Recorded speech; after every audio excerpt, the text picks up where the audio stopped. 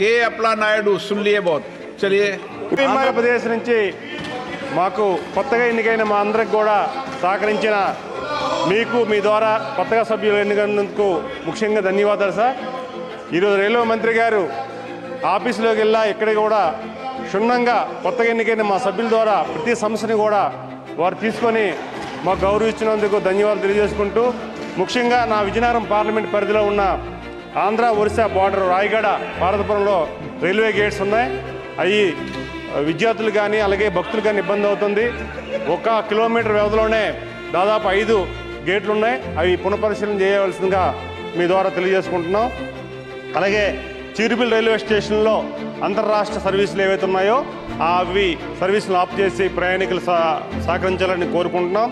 అదే సమయంలో రైల్వే స్టేషన్లో కూడా సకాలంలో పనులు పూర్తి చేయాలి. చీరుబిల్లి ఫ్లైఓవర్ బ్రిడ్జిని కూడా సకాలంలో పూర్తి చేయాలని మీ ద్వారా తెలియజేసుకుంటున్నాం.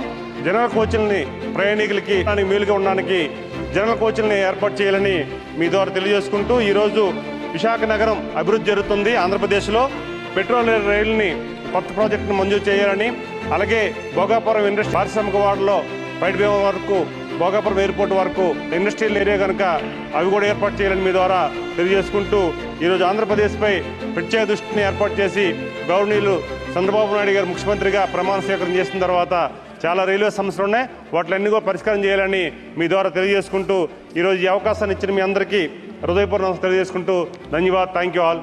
మరింత సమాచారం కొరకు మా ఛానల్ను సబ్స్క్రైబ్ చేయండి.